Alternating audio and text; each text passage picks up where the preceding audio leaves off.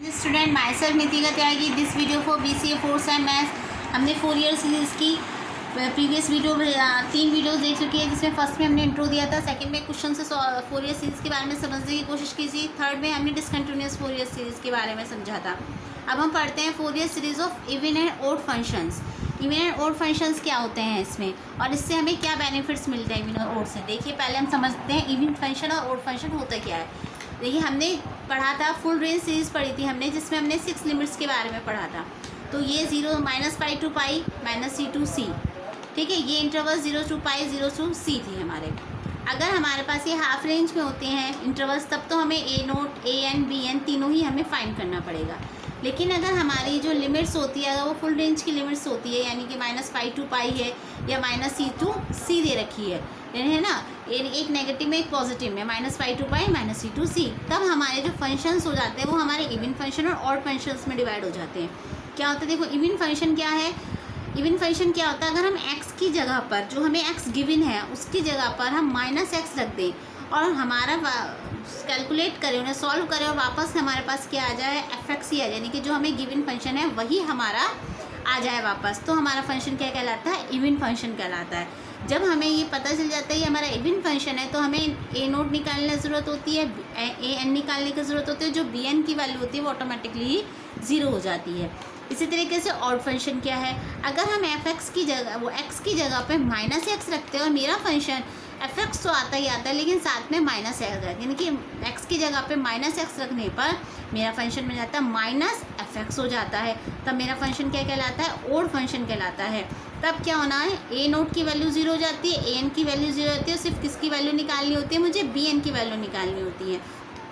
अब ये क्या है, नैनो फंक्शन क्या, नाइदर इवन नॉर ओड, ना तो अगर वो इवन मिले ना ही वो ओड मिले, तब हमें a0 भी फाइंड करना होता है, an भी फाइंड करना होता है और bn भी फाइंड करना होता है। तो इवन और ओड फंक्शन निकालने से बस मुझे बेनिफिट ये होता है कि अगर मेरा फंक्शन इवन आ जाता है तो मेरी bn की वैल्यू 0 हो जाती है, तो सिर्फ हमें क्या आना था, सिर्फ 2 इंटीग्रल्स निकालने पड़ते हैं, a0। अगर मेरा ओड फंक्शन आया था तो 2 वैल्यू 0 हो जाती है, सिर्फ क्या निकालना होता है, bn 0 निकालना होता है। तो ये हमारे बेनिफिट्स होते हैं इवन और ओड फंक्शंस के। अभी हम क्वेश्चंस करेंगे तो आपको समझ में आ जाएगा।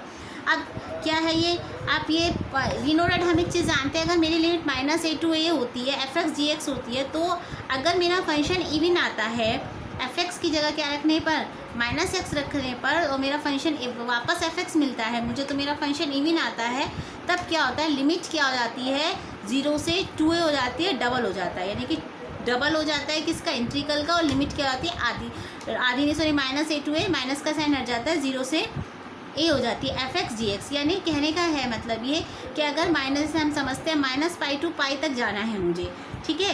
ये हाँ मेरा पॉइंट है, ये 0 हो गया, मेरे को यहाँ -π है, मुझे यहाँ जाना है, तो -π to π में ऐसे ना जाकर, सीधे डायरेक्ट ना जाकर, मैं क्या करूँ, 0 से π के ही 2 चक्कर लगा लूँ, 0 से π के ही 2 चक्कर लगा लो, तो क्या हो जाएगी, तो ये मतलब होता है इसका डबल का, इसका 2, यानी कि 0 से π के 2 चक्कर लगा लो। लिमिट क्या होती है, मेरे माइनस की जगह, माइनस की लिमिट हटके क्या जाती है, 0 से π हो गया, यानी कि 0 से a हो गया, a यहाँ पे कोई भी हमारा हो सकता है, fx gx हो गया। अब अगर मेरी -a to a है, fx gx है, अगर मेरा फंक्शन ओड निकलता है, यानी कि x की जगह -x रखने पर मेरा फंक्शन -fx आ जाता है, तो मेरी पूरी की पूरी वैल्यू ही क्या हो जाती है, 0 हो जाती है, ठीक। तो ये हमारा इवन और ओड का थोड़ा सा। अब how to check any function even or odd, कैसे चेक करते हैं कि हमारा फंक्शन इवन है या ओड है। Before checking any function even and odd, the intervals must be either -π to π और -c to c, and it can be checked for every function in continuous single value function. ये single value function के लिए है, अभी जो continuous series है अभी हमने उसके लिए बनाई है सिर्फ। ये कंटिन्यूस बताया था आपको पहले भी कि अगर हमें अगर x यानी कि x जो है वो -π to π के बीच में लाई कर रहा है, यानी कि उससे सब इंटरवल्स में नहीं वो डिवाइड हो रहा, तो वो फंक्शन क्या है, मेरा कंटिन्यूस फंक्शन कहलाता है। तो हमने अभी ये इसके लिए किया है।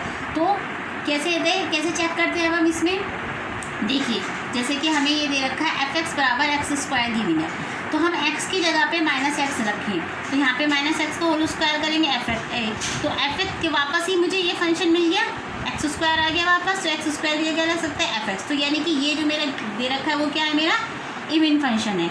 जैसे कि अगर ऐसे दे रखा हो आपको, fx बराबर mod sin x दे रखा हो, तो x की जगह माइनस एक्स रखा, ये रखा हमने। हम ये जानते हैं कि साइन माइनस एक्स क्या होता है, माइनस के साइन एक्स होता है मोड में। मोड में माइनस की वैल्यू प्लस में जाती है तो क्या आ गया sinus, mod sinus N X आ गया वापस हमारा। मुझे ये चीज़ मिल गई फिर से, तो ये क्या हो गया एफ एक्स हो गया। ठीक, तो ये फंक्शन क्या है मेरा, ये फंक्शन मेरा इवन फंक्शन है, क्योंकि हम जानते हैं कि ये फोर्थ क्वाड्रेंट में पड़ता है हमारा, माइनस के साइन फोर्थ क्वाड्रेंट में आएगा। और फोर्थ क्वाड्रेंट में हमारा जो होता है सिर्फ कॉस प्लस होता है, बाकी सारी वैल्यूज़ किस में आती है, माइनस में आती है। इसलिए साइन माइनस साइन एक्स क्या होता है, माइनस के साइन एक्स हो जाता है।